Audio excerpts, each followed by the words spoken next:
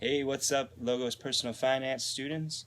Welcome to May 8th, 2020, day 32 of our COVID-19 e-learning experience. Happy Friday. We made it through the end of another week. We are, 4 weeks through term 5 now? I think that's about halfway, right? 8-week term, that sounds about right. So, good for you for making it this far, keeping up the good work. I think midterm grades come out sometime next week. So if you've been keeping up on the Econ Lowdown work, then you're in great shape. If you have fallen a little behind, you still have today and a few days next week to get that grade up before midterm. And it's still only midterm, so you still got to the end of the term to make it or break it, right? But many of you are making it, and I appreciate all the hard work that you guys have been doing. I appreciate all of you who were able to make it to the Zoom meeting yesterday. We had a great Zoom meeting. Yesterday was a good day. It was a great day all around. First of all, those Zoom meetings, that's my favorite thing to do. As far as the e-learning thing goes, it's much better being able to interact with students than to just be talking to a screen or looking at a screen. Too much screen time for me makes me unhappy. So I didn't have a whole lot of it yesterday. I had a lot of FaceTime, right? Interface time. It was one of the most beautiful days probably of 2020 outside. So hopefully you got to go enjoy that because today it is raining. But it's the weekend. And then, yesterday was a great day all around because yesterday finally, after waiting and not really knowing what's going on, which this is kind of a common experience for people like me who are trying to go through the unemployment process for the first time, we finally got the money, right? It finally came through and was deposited into our bank account yesterday. And so hopefully that'll be a weekly thing now going forward. I still don't know, right? This was kind of just random. We were expecting it to arrive, and it did, right? Without any indication or warning. And that's kind of how, a lot of people have been describing this experience. Just, wait and see. Sit around and wait. But hey, we got nothing but time. Speaking of which, let's go ahead and take a look at what we're going to do with our time today on Econ Lowdown. I said this in the meeting yesterday. All the assignments are up on Econ Lowdown. They're always up there. In Blackbaud, you will see, the assignments and their due dates. They are due 1 week from when they are posted in Blackbaud, and 1 week from when they are posted on Econ Lowdown. If you do not complete them by the due date, they will be entered in as a 0. It does not mean that you can't go into Econ Lowdown and complete them. It's just to keep you up to date and keep your grade up to date, right? So if you have a 0 on one of your assignments, if you're looking at personal finance in Blackbaud and you have a 0 on a particular assignment, log into Econ Lowdown, do that assignment, and whatever grade you get, we'll change that 0 to not the grade you get, but a higher grade. Because I mentioned that in the meeting yesterday too. I'm grading on a very generous curve. And, I don't think I'm doing anything wrong here because you still have to log in and do the work, right? I'm not going to just give you credit for no work at all. But this is difficult times. And so some of these assignments, especially when you're doing them on your own, can be challenging. And I don't want you to get discouraged if you take a quiz and you get a 3 out of 8. And you're like, well, that's a horrible score, right? It's less than 50%. Well, when you go to look at your grade in Blackbaud, that 3 out of 8 is going to look more like a 6 out of 8, right? And that's because, that's the curve, right? That's the little bonus that you get. Just like I got, or my wife and I got that unemployment benefit, right? I've mentioned this before. Some of you might be aware of it. But the federal government is adding a $600 weekly bonus onto unemployment benefits for anyone who qualifies under unemployment benefits, and a lot of people do nowadays. The government recognizes that these are, special, difficult times, and people need that little extra help in addition to what they would normally get. And so we went through the normal process where, we did the work, the application process to get qualified for the unemployment, and we're going to get what we, are entitled to plus an additional 600. That's, I think only fair. And I think it's only fair that if you are putting forth the effort, logging in and doing the work every day, it's only fair that you get, a little help with your grade, right? A little help.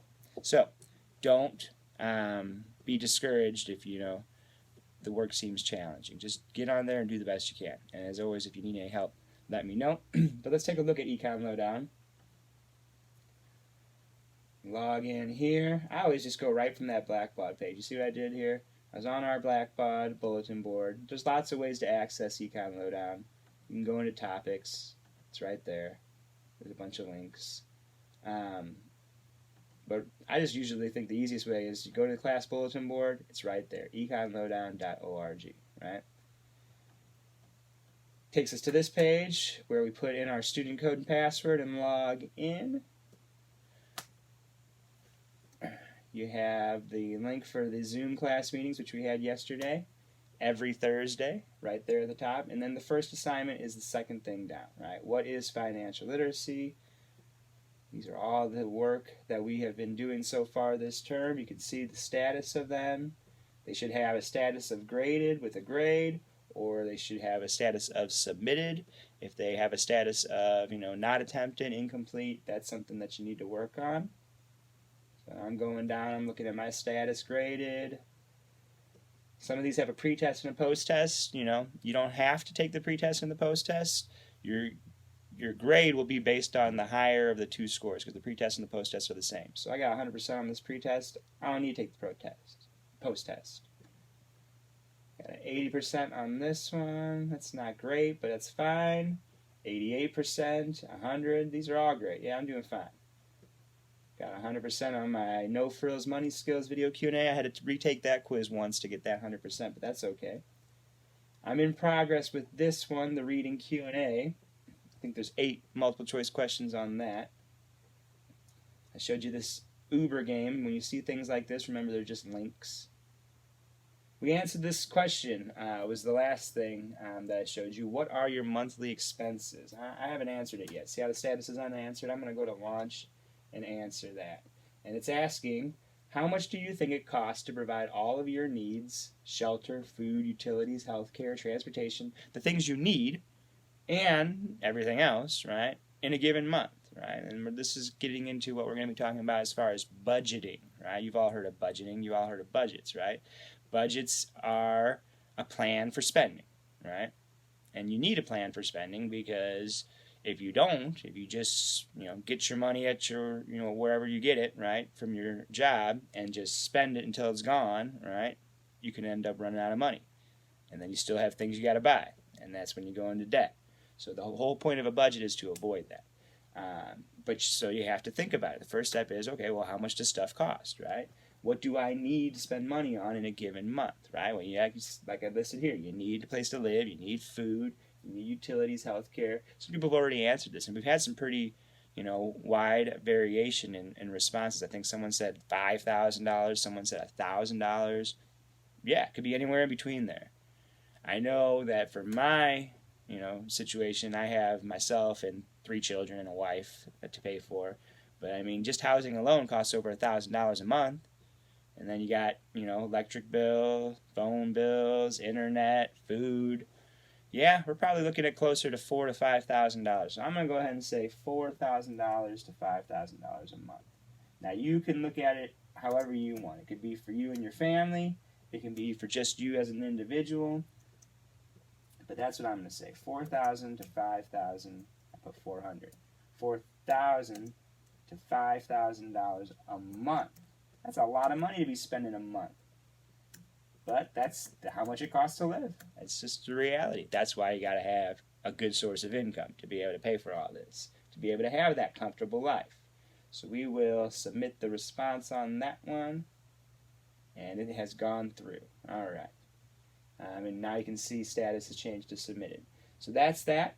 And then the only other thing we have up there, the new lesson, is It's Your Paycheck Lesson 4, which is going to get into this idea of budgeting. If we launch that, I think this is one where there's a pre-test and a post-test. In this lesson, you will participate in a Beat the Financial Expert, another game that illustrates positive and negative spending behaviors. You will also analyze the Beat the Financial Expert results, identify effective and ineffective budgeting behaviors, and create a budget from a transaction history. When you have finished this lesson, you should be able to define budget, define income and expenses, give examples of effective and ineffective budgeting behavior, identify principles of effective budgeting. So you're going to learn all about budgeting from this lesson.